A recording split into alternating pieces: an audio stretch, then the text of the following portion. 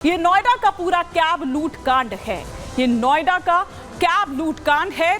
क्या कुछ एक्शन इस मामले में अब तक हुआ है, आइए फटाफट से हम आपको बता देते हैं कि नोएडा कैब लूट कांड का ये मामला, जिसमें डीसीपी सेंट्रल की बात करें तो उन्हें इस मामले में पद से हटा दिया जाता है। इसके बाद चौकी प्रभारी जो है उनको भी निलंबित कर दिया जाता है। एक के बाद एक किस तरह से यहाँ ये जो पूरा एक्शन है वो लिया जा रहा है या गया है, वो हम आपको यहाँ पर दिखा रखे हैं। 2 अगस्त को ये पूरा मामला सामने आता है और उसके बाद लखनऊ से ये ऑर्डर आता है और लखनऊ के ऑर्डर के बाद ताबड़तोड़ एक्शन जो है वो यहाँ नजर आते हैं। आरोपी ट्रेनी एसआई अमित मिश्रा निलंबन के बाद जेल भेज दिया जाता है। आरोपी आशीष अवस्थी की बात करें तो वो फरार है, उसकी तलाश तेज है, उसके लिए दबिश दी जा रही है जगह जगह पर। आरोपी अभिनव की बात करें तो वो भी फरार है, उसकी भी तलाश की जा रही है, उसके लिए भी दबिश दी जा रही है। तो ये तस्वीर हम आपको यहां पर दिखा रखे हैं और ये देखिए, ये डीसीपी सुनीति सिंह हैं जिन्हें पद से हटाया गया है क्योंकि लुटेरे एसआई को इन्होंने बचाया तो वो बचाना इन्हें महंगा पड़ गया। किस तरीके से मामले को दबाने की कोशिश पहले की जाती है, मामला सामने आने नहीं दिया जाता है और फिर उसके बाद जब मामला सामने आता है, लखनऊ से ऑर्डर आता है, उसके बाद डीसीपी सुनीति सिंह को हटा दिया जाता है, महंगा पड़ जाता है उनको आरोपी एसआई अमित मिश्रा को बचाना और इसीलिए ये जो एक्शन है वो लिया जाता है डीसीपी सुनीति सिंह पर। अब देखिए यहां पर हम आपको दिखा रहे हैं थाना प्रभारी अरविंद कुमार को भी इस मामले में सस्पेंड कर दिया जाता है। ये बिसरक थाना प्रभारी हैं, ये हम आपको यहां पर दिखा रहे हैं। बिसरक थाना प्रभारी पहले थे, अब उनको हटा दिया गया है। किस तरह से इनको उस लुटेरे एसआई को बचाना महंगा पड़ा है, ये हम आपको दिखा रहे हैं कि पुलिस पर वो एक्शन किया गया। मतलब ये प्रभारी थे पहले, फिर उसके बाद इनको हटा दिया गया है। तो ये एक के बाद एक जो एक्शंस हुए हैं उनकी तस्वीरें भी हम आपको यहाँ पर दिखा रहे हैं और साथ ही साथ ये भी बता रहे हैं कि क्या एक्शन उन पर लिया गया है। और आइए अब आपको और यहाँ पर जानकारी हम देते हैं कि दरअसल किस तरह से ये जो पूरा मामला है वो 2 अगस्त की रात को पेश आता है।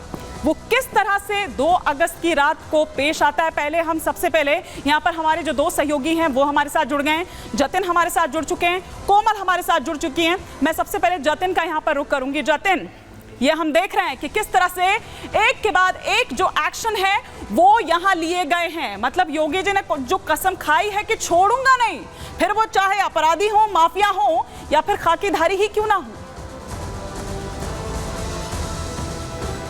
बिल्कुल सही कहा आपने, अपराध जिसने भी किया है उसके खिलाफ कार्रवाई जो है वो की जा रही है और योगी राज में ऐसी तस्वीर हम लगातार देख रहे हैं। लेकिन नोएडा की ये तस्वीर इस लिहाज से भी हैरान कर देने वाली है कि सुरक्षाकर्मी, पुलिसकर्मी जो कि आम जनता की सुरक्षा के लिए हैं, वो किस तरीके से उगाही कर रहे हैं। और एक सब इंस्पेक्टर रैंक का ऑफिसर जो कि वर्दी में मौजूद था, रात को एक ड्राइवर को रोक लेता है और वो तब रोकता है जब उसके साथ एक महिला पैसेंजर भी थी। आप देखेंगे कि जो एफआईआर दर्ज की थी इनिशियल, उसमें उस महिला के साथ बदसलूकी का जो जिक्र है वो नहीं किया गया था और यही कारण है कि जो तमाम डीसीपी रैंक के ऑफिसर्स हैं उन पर भी कार्रवाई की गई। हालांकि प्रशासन द्वारा यह बोला गया कि उन्होंने उच्च अधिकारियों तक इस मामले में जानकारी नहीं दी, क्योंकि वाकया जिस तरीके से आप भी बता रही हैं कि 2 तारीख का था, 3 तारीख को सुबह पुलिस को शिकायत की गई। कैसे एसएचओ जो थे बिसरक के, वो इस पूरे मामले को गुमराह करने की कोशिश कर रहे थे।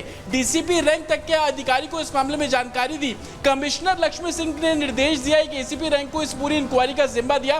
तब जाके पता लगा कि सिर्फ एक बिसरक ही नहीं बल्कि गौर सिटी 2 के जो पुलिसकर्मी हैं वो भी इसमें शामिल थे और कहीं ना कहीं इस पूरे मामले को लीपापोती करके कॉम्प्रोमाइज कराने की कोशिश थी। पैसा तक देने की बात उस टैक्सी ड्राइवर को कर दी गई थी। तो इसको देखते हुए कार्रवाई बिल्कुल की गई है और एक सख्त मैसेज देने की कोशिश कि आप अगर किसी के साथ भी भद्रता करेंगे, उनके साथ उगाही जैसी चीजों को अंजाम देंगे तो पुलिस वाला क्यों ना हो, उसके खिलाफ भी कार्रवाई की जाएगी। बिल्कुल, ये साफ संदेश यहाँ पर दे दिया गया है। जतिन, आप बने रहिए। कोमल, मैं आपका भी रुख करूंगी, लेकिन सबसे पहले यहाँ पर बता देती हूँ कि क्यों हम ये बात कर रहे हैं और क्या है ये पूरा मामला।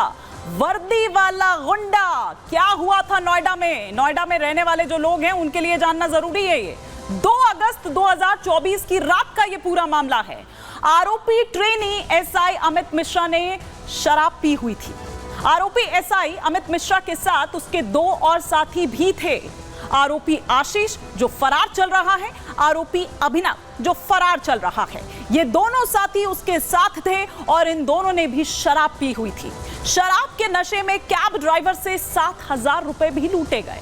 पीड़ित कैब ड्राइवर से आरोपी एसआई ने उसे डराया धमकाया। वारदात के वक्त कैब में एक महिला सवारी भी बैठी हुई थी। आरोपी एसआई अमित मिश्रा और उसके साथियों पर यह गंभीर आरोप लगे हैं। गंभीर आरोप क्या कि कैब में सवार महिला को जबरन अपनी गाड़ी में बैठाया गया। आरोपी एसआई अमित मिश्रा ने कैब में सवार महिला को कॉल गर्ल कहा। आरोपी एसआई अमित मिश्रा ने कैब में सवार महिला से बदसलूकी की। पीड़ित कैब ड्राइवर ने मामले की शिकायत की। कैब ड्राइवर पर समझौते का प्रेशर भी डाला गया कि मामले को रफा दफा करो, कहीं किसी को बताने की जरूरत नहीं है। चौकी इंचार्ज ने ट्रेनी एसआई अमित मिश्रा को बुलाया। पीड़ित के सामने शिनाख्त भी करवाई गई, लेकिन नोएडा पुलिस ने एसआई पर कोई कार्रवाई नहीं की। इसके साथ ही कैब ड्राइवर को उल्टा डरा दिया, धमका दिया और वहां से उसके बाद भगा दिया। तो आप ये देखिए कि किस तरह से ये पूरा मामला जो है वो पेश आता है। लेकिन हमारी सहयोगी कोमल वहां जाती हैं और वहां पर वो क्या देखती हैं, क्या उन्होंने जांचा परखा, वो हम आपको उनकी इस रिपोर्ट के जरिए दिखाते हैं। ने अपनी शिकायत में कहा है कि वो दिल्ली के पंचशील विहार से एक महिला को अपने कैब में बैठा करके ला रहा था। हालांकि जैसे ही वो गौर सिटी 1 पर पहुंचता है, उस दौरान एसआई जो ट्रेनी एसआई है, जिसे फिलहाल जेल भेज दिया गया है, अपने 2 साथियों के साथ मिलकर के पहले तो कैब चालक के साथ वो बदतमीजी करता है, अभद्र भाषा का इस्तेमाल करता है। साथ ही साथ वो कैब चालक और महिला को अपनी गाड़ी में बैठा लेता है और गाड़ी में बैठाने के बाद उसे कहीं सुनसान इलाके में ले जाता है। सुनसान इलाके में ले जाने के बाद उससे 7,000 रुपए की लूट करता है। अगर पुलिस के इन्वेस्टिगेशन की बात करें और जब पुलिस से हम लगातार इस मामले को लेकर के सवाल कर रहे हैं, तो पुलिस इस मामले में कहीं ना कहीं चुप्पी साधे हुए नजर आ रही है। महिला को लेकर के जब हमने सवाल किया तो फिलहाल इस महिला को लेकर के कुछ भी बताने से इनकार कर रही है। तो हमारी सहयोगी कोमल की ये रिपोर्ट आप देख रहे थे। लेकिन कोमल, जो 2 उसके और साथी थे इस एसआई के, वो अभी फरार हैं। उनके लिए क्या किया जा रहा है, उनकी तलाशी के लिए, दबिश के लिए?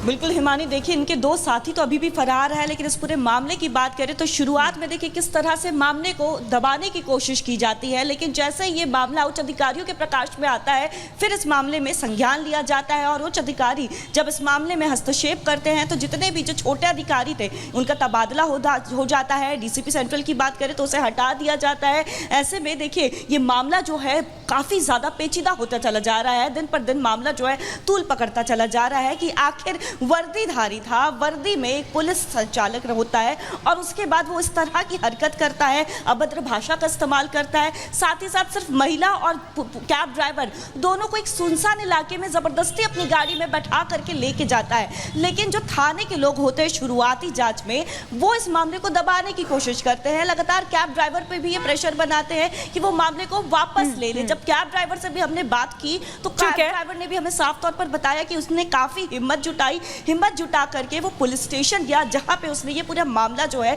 शिकायत दर्ज कराई। जी